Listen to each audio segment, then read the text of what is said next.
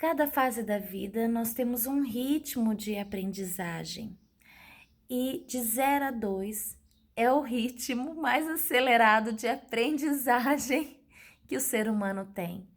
Nesse momento, o bebê não tem filtro. Então, quando alguém diz alguma coisa para você, você tem filtro, você para e fala: opa, faz sentido, não faz sentido, não gostei. Não é assim, o bebê não tem esse filtro, então ele aprende muito, ele aprende vendo você fazer, ele aprende ele mesmo fazendo, ele aprende ouvindo sons diferentes, ele aprende experimentando alimentos diferentes, ele aprende experimentando texturas diferentes, ele aprende controlando o próprio corpo. Então, quando a gente, por medo, por receio, por falta de informação, por não saber lidar com aquilo, não permite que o bebê experimente determinadas coisas, nós estamos privando. Agora, para pensar, privar, o que acontece? Qual é a consequência da privação? A consequência da privação vai bater lá na frente, quando você tiver dificuldade para tirar a fralda, quando você vê que o seu bebê não está falando o tanto que deveria estar falando, quando tiver dificuldade para resolver pequenos probleminhas como tirar a própria roupa, quando você perceber que ele fica dependente demais. Então, é aqui nesse momento que a gente planta uma fala estruturada, um motor organizado lá para frente, quando a criança também estiver na escola. Então é muito importante de que você separe o momento para estar com o bebê, para permitir ele experimentar as coisas e você tá ali monitorando. Então vamos pensar, quando o bebê pegar alguma coisa na mão, você tá ali do lado e que não é adequado, que ele pode se machucar, ao invés de você fazer assim, não pode, ai meu Deus, tira da mãozinha dele, oferece outra coisa, ou então tira ele daquele lugar e põe em outro. Ah, ele vai dar birra, gente, e daí?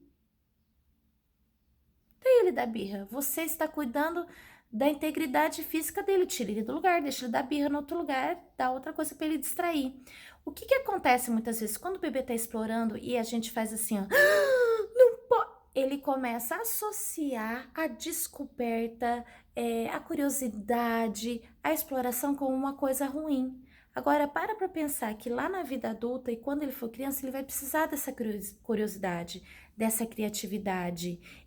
Você tem que usar isso para trabalhar todos os dias, para levantar, para se reinventar nesse momento até de pandemia que nós estamos vivendo. E sua criança precisa dessa habilidade. E aí, se desde já você começa a associar isso ao perigo, ao susto, o que você está fazendo?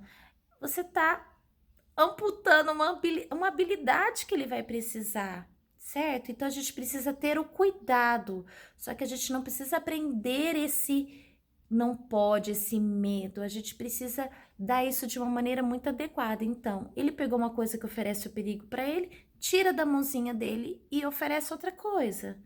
Ele tá num local, ele foi gateando até um local onde oferece algum tipo de perigo para ele, se você tá ali do lado, fica vendo.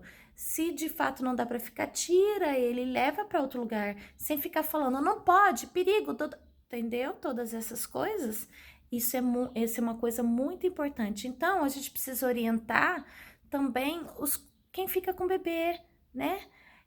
Uma cuidadora, vovó e vovô, de que então, se nós estamos fazendo outras coisas e o bebê está conosco, a gente está de olho.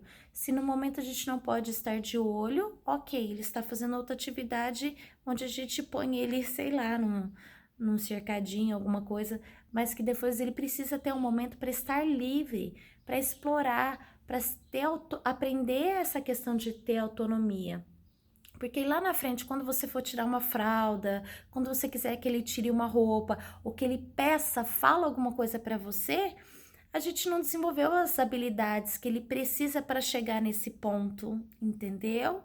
Então é muito importante a gente sim separar um tempo e orientar todo mundo que está com bebê de que ele precisa pegar a banana na mão, que ele precisa pegar o biscoito na mão, ele precisa experimentar pegar o morango, sei lá, entendeu? Essas coisas ele precisa gatinhar na areia, na grama, no chão frio, no cimento. Tudo isso é para que a gente incentive ele a cada vez aprender mais. E aí depois a gente vai modelando o cuidado, como ele pode cuidar dele mesmo. Agora quem cuida é você, tá bom? E a gente precisa ter essa visão de não privar o nosso bebê de aprender nesses momentos tão maravilhosos, ok? Um beijo, fiquem com Deus.